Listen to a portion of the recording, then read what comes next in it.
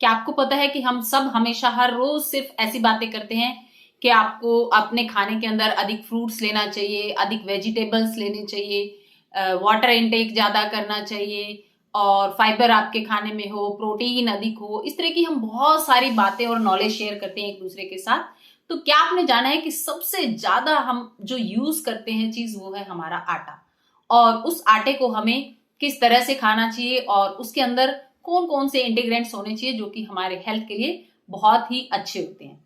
तो आइए आज हम इसकी पूरी जानकारी लेते हैं कि हमारा आटा कैसा होना चाहिए और उसके अंदर कौन कौन सी चीजें कितनी मात्रा में होनी चाहिए। इसकी पूर्ण जानकारी के लिए आज हम इस वीडियो को पूरा अंत तक देखेंगे और लास्ट में मैं बताऊंगी कि वो आटे की क्वांटिटी कितनी कितनी होनी चाहिए। क्योंकि कई बार क्या होता है कि हम आटा तो मिक्स करवा लेते हैं लेकिन उसकी क्वांटिटी हम फिक्स नहीं करते कि कितनी कितनी होनी चाहिए। वो हम ये बहुत इंपॉर्टेंट चीज है कि आपको पता होना चाहिए कि उसकी क्वांटिटी में कौन सी चीजों की मात्रा कितनी अधिक होनी चाहिए। हेलो एंड नमस्ते, मेरा नाम है उषा लाटर। मैं हूं एक वेलनेस और फिटनेस कोच। मैं मदद करना चाहती हूं दुनिया के उन लोगों की जो बेवजह ही अपने शरीर को लेकर परेशान रहते हैं। इसमें परेशानी का कुछ भी कारण है, आप अपनी तरफ ध्यान लेके जाइए, अपने खान पान, रहन सहन, अपनी लाइफ की तरफ, अपनी लाइफ रूटीन की तरफ। आपका लाइफस्टाइल क्या है, तो फिर देखिए कि आप कैसे हेल्दी और हैप्पी होते चले जाते हैं। तो बिना कोई देरी करे दोस्तों, तो चलो चलते हैं आज हम अपनी मेन टॉपिक की तरफ कि हमारा आटा कैसा होना चाहिए। देखो, हम देखते हैं कि 90% लोग या 90% भारत में हम सबसे ज्यादा आटे का कंज्यूम करते हैं। आटे में भी सबसे ज्यादा जो होता है वो गेहूं इस्तेमाल किया जाता है। लेकिन आप सब कहोगे दोस्तों कि हमारे तो बुजुर्ग, हम शुरू से बचपन से ही हम गेहूं खाते आ रहे हैं, हमारे दादा दादी नाना नानी सब गेहूं खाते थे, उनको तो इस तरह की कोई बीमारियां या कुछ भी ऐसी प्रॉब्लम्स नहीं होती थी। तो आप हमें ये चीज क्यों सजेस्ट कर रहे हैं? देखो, मैं आपको बताना चाहूंगी कि जो पहले गेहूं का प्रोडक्शन होता था हरित क्रांति से पहले, यानी कि ग्रीन रेवोल्यूशन के आने से पहले, उसमें इतने खाद, केमिकल्स एक्सेट्रा यूज नहीं किए जाते थे, पेस्टिसाइड्स का इतना यूज नहीं होता था।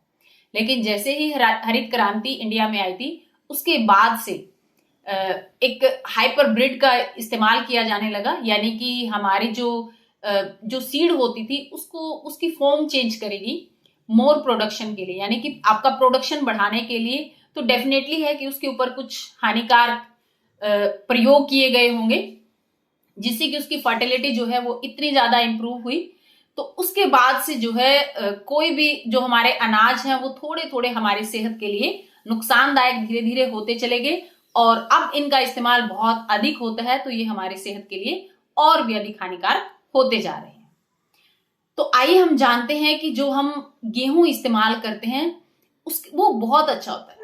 उस खाने के अंदर उसमें बहुत सारे प्रोटीन, न्यूट्रिएंट्स, फाइबर्स होते हैं, सब कुछ होता है।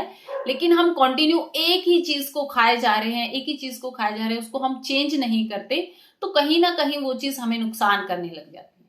यानी कि उसके अंदर जो भी फर्टिलाइजर्स का यूज किया गया है, जो भी केमिकल्स का यूज किया गया है, वो भी तो इनटेक हमारे अंदर दिन प्रतिदिन बढ़ता जाता है और जिसके कारण हमें हमारी बॉडी को या हमारे ऑर्गन्स को धीरे धीरे नुकसान होने लग जाता है। तो हमने क्या करना है कि हमने ये देखना है कि हम जो आटा खा रहे हैं या गेहूं का जो हम इस्तेमाल कर रहे हैं, पहले तो हमें उसकी क्वालिटी का पता होना चाहिए कि वो किस क्वालिटी का है और उसके अंदर फाइबर इत्यादि की मात्रा कितनी है, आयरन, ये सारा हमें उसका पता होना चाहिए। लेकिन अगर हम गेहूं का इस्तेमाल कर रहे हैं तो कम से कम हमें दिन में एक बार किसी और अनाज का भी इस्तेमाल करना चाहिए।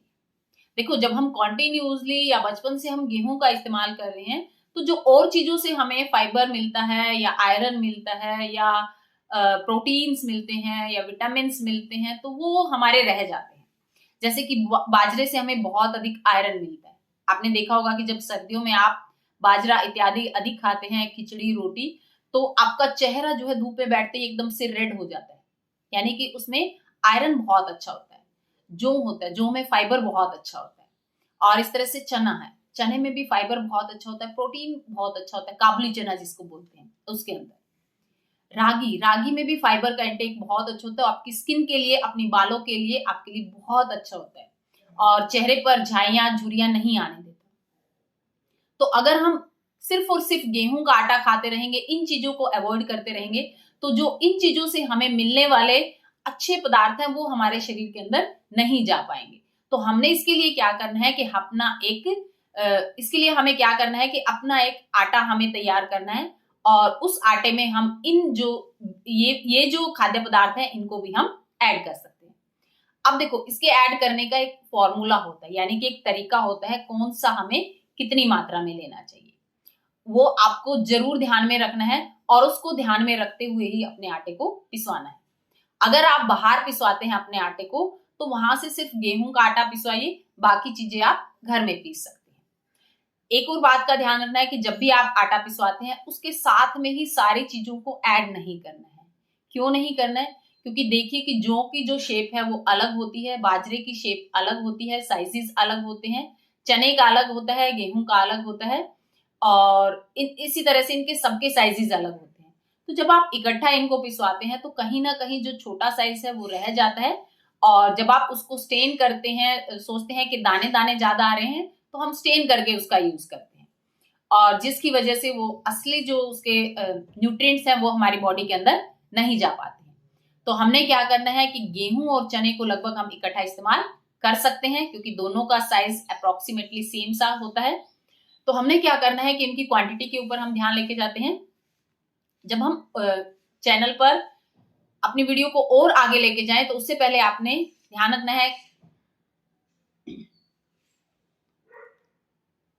वीडियो को और आगे ले जाने से पहले मैं बताना चाहूंगी कि अगर आप इस चैनल पर नए हैं तो इस चैनल को सब्सक्राइब करिए। अगर आपको वीडियो अच्छी लगती है तो लाइक और शेयर करिए, और बेल आइकन को भी प्रेस कीजिए ताकि आपके पास वीडियो आते ही नोटिफिकेशन आ जाए। तो आगे हम चलते हैं कि जब हम आटा पिसवाने जाते हैं तो हमने क्वांटिटी का ध्यान रखना है। पहला कि मान लीजिए कि आप 10 किलो गेहूं का आटा पिसवाने जा रहे हैं, तो आपने 10 किलो गेहूं लिया है, और उसकी जगह पे आपने 2.5 किलो जो है वो आपने चना लेना है, और 2 किलो आपको बाजरा लेना है, 1 किलो आपको जौ लेने हैं, और 1 ही किलो आपको रागी लेनी है। इस तरह से आपने आटे को पिसवाना है। गेहूं और जो चने का आटा है वो आप इकट्ठा पिसवा सकते हो, क्योंकि दोनों का साइज अप्रोक्सीमेटली सेम होता है, और दोनों की स्टेबिलिटी जो पीरियड है वो भी लगभग सेम होता है। लेकिन रागी, जौ, बाजरा ये क्या होते हैं कि कुछ समय के बाद ये खराब होने लग जाते हैं, या इनमें कीड़े पड़ जाते हैं, और अगर आप इनको बाद में अलग पिसवाने के बाद आप अपना 5 दिन का 10 दिन का आटा इसी मात्रा में आप मिक्स करके रखते हैं, तो कोशिश करनी है कि उसको भी आपने 10 दिन के अंदर ही इस्तेमाल कर लेना है, क्योंकि इससे अधिक समय पर जब आप इसको रखते हैं तो उसके अंदर कीड़े इत्यादि होने की संभावना अधिक रहती है। लेकिन फिर भी मैं रेकमेंड करूंगी कि आप इन आटों को अलग अलग रखिए। जब आप इस आटे को इकट्ठा, जब खाना बनाने का टाइम होता है तब उसको ऐड कर सकते हैं। सिर्फ चने को और गेहूं को आप इकट्ठा पिसवा सकते हैं, और इस तरह से जब आप अपने खाने के अंदर इन सभी चीजों को ऐड करेंगे, जैसे कि हम चने में देखते हैं, चने में बहुत अधिक प्रोटीन होता है, फाइबर्स होते हैं जो हमारी इंटेस्टाइन को बहुत हेल्प करते हैं। आपको कॉन्स्टिपेशन, कब्ज इत्यादि की प्रॉब्लम नहीं होती है, पाइल्स इत्यादि की प्रॉब्लम नहीं होती है। जो हम यूज करते हैं, जो हमारी किडनी के लिए बहुत हेल्पफुल होता है। रागी जो है हमारे बालों और स्किन के लिए बहुत अच्छा होता है, उसके अंदर भी भरपूर मात्रा में न्यूट्रिशंस होते हैं। और ऐसे ही बाजरे के अंदर आयरन बहुत अच्छा होता है, और हमारी बॉडी को आयरन चाहिए होता है।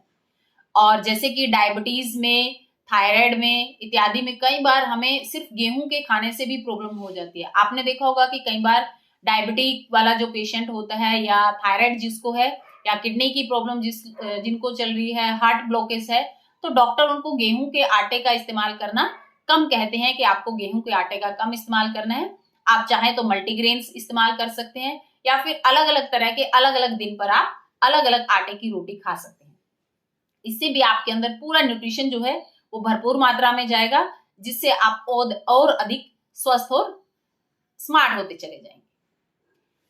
अगर आपको मेरी वीडियो अच्छी लगे तो इस चैनल को अधिक से अधिक लाइक, शेयर एंड सब्सक्राइब करिए। यह है आपका अपना channel yoga tips by Usha Lathar. मिलते हैं एक और नई वीडियो के साथ, एक और नई जानकारी के साथ। तब तक के लिए टेक केयर, धन्यवाद एंड नमस्कार।